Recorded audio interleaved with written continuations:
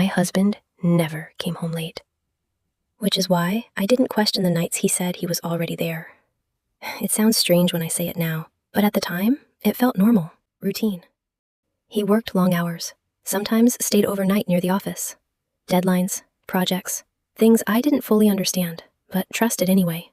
I never checked, never called to confirm, because trust doesn't ask for proof.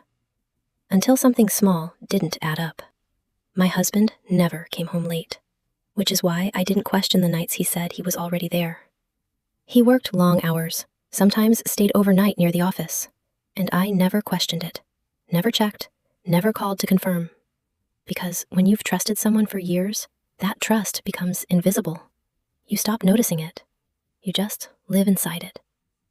And then one night, one small detail didn't add up, and that invisible thing, the trust I had stopped noticing, cracked just enough for me to start paying attention. The first time I noticed it, it felt insignificant. He texted me at 10:42 p.m. Got in, long day. Simple, normal. I replied the way I always did. Get some rest. But a few minutes later, something about it stayed with me. Not the message, the timing. Because earlier that evening, around 9:30, I had called him. He hadn't answered, which wasn't unusual. But when he called me back, he said he was still driving. So how had he gotten in just over an hour later? He texted me at 10:42 p.m. Got in, long day. Nothing alarming, nothing I hadn't heard before, but something about it stayed with me. Because earlier that evening, around 9:30, I had called him. He had answered, and when he called back, he said he was still driving. So how had he already arrived just over an hour later? It was such a small gap, the kind you could explain in 100 ways, but something in me couldn't let it go. I didn't question him that night, or the next, because one inconsistency doesn't mean anything. It happens. People misremember. Time blurs. But then it happened again. Same kind of message, different night. Same tone, same certainty. I'm already here.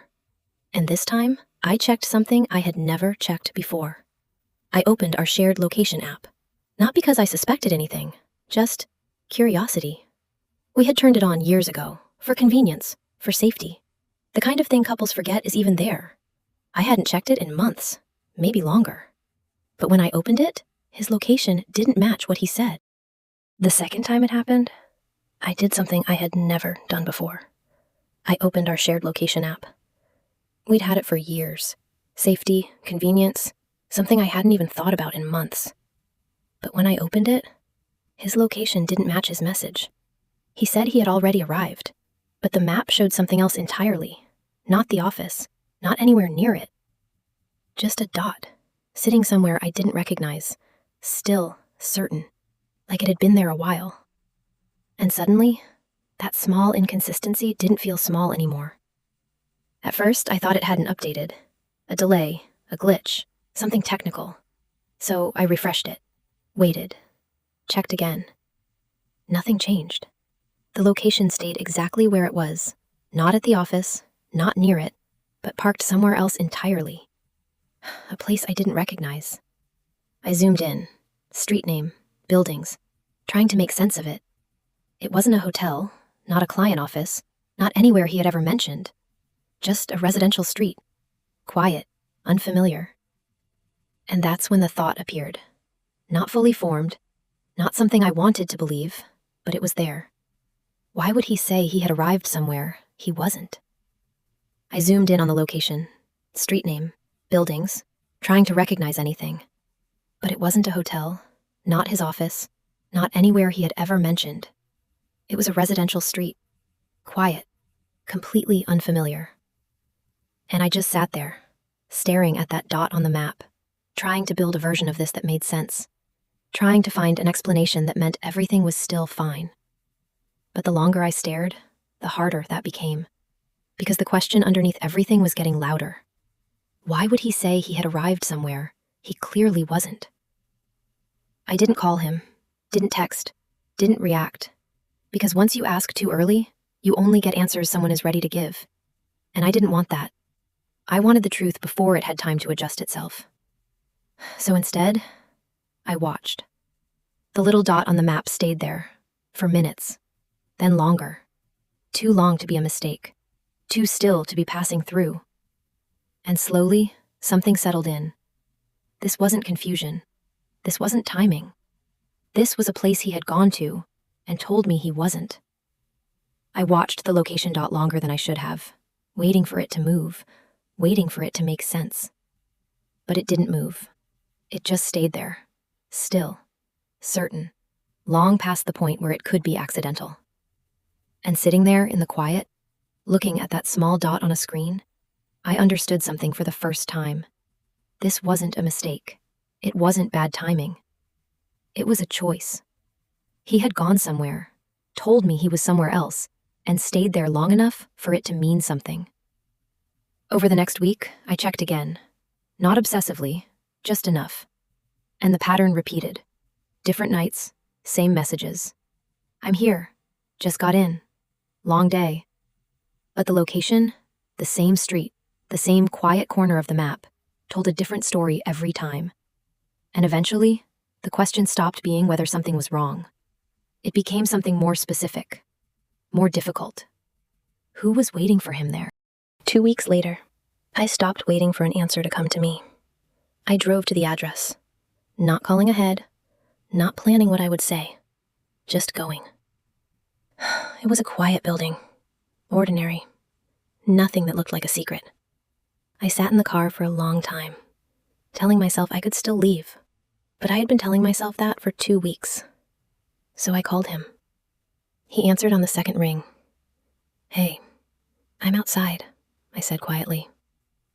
Silence. Not long, but long enough. Outside where? The address on the map, I said. The one you've been going to. More silence. Then I heard a door, footsteps, and he appeared at the building entrance. He didn't look angry. He didn't look caught. He looked exhausted, like someone who had been carrying something heavy for a very long time. He walked to my car, got in. Neither of us spoke for a moment. Then he said something I didn't expect. I was going to tell you. Tell me what? He looked straight ahead. There's someone here I've been taking care of. For almost 3 years. I waited. My father, he said quietly. He reached out after my mother passed. We hadn't spoken in 15 years. I stared at him. You have a father? I didn't know how to explain that. After everything I told you about him, after all the years I said he didn't exist to me. He turned to look at me then. He's sick. He has no one. And I couldn't... His voice stopped. I couldn't watch someone die alone. Even him. The air in the car felt heavier suddenly. Not with anger. With something else. Something I hadn't expected. Why didn't you tell me? I said. He exhaled slowly. Because I didn't know how to admit that I still loved someone I had promised myself I'd let go. And I thought you'd think less of me. I sat with that for a long time. Because the man sitting next to me, the one who had been driving to a quiet residential street 3 nights a week for years, hadn't been building another life. He had been quietly carrying a grief he didn't know how to share. Not because he didn't trust me, but because he didn't trust himself to say it out loud. We sat in the car for almost an hour. He told me everything. The call that came out of nowhere, the diagnosis, the first visit, the ones after that. The version of his father he was slowly making peace with. And I listened, the way I should have been able to do for years, if only he had let me. I'm sorry, he said finally. For not telling me? For deciding on your behalf that you wouldn't understand.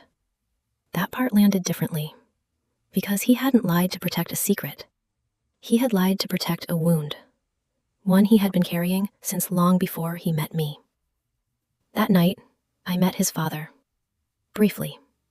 An older man, quieter than I expected, with tired eyes and an expression that looked like someone who had learned the cost of pride too late.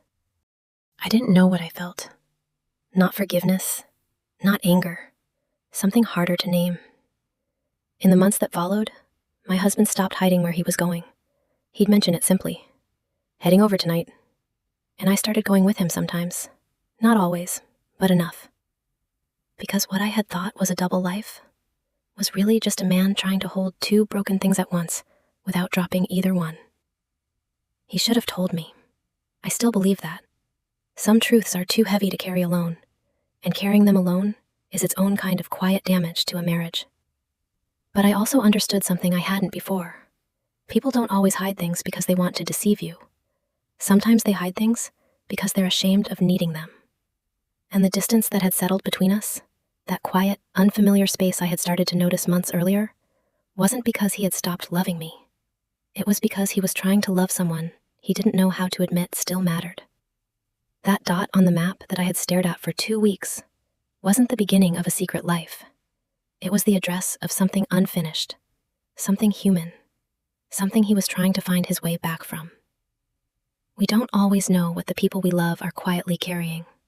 And sometimes the distance we feel in a marriage isn't absence. It's the weight of what hasn't been said yet.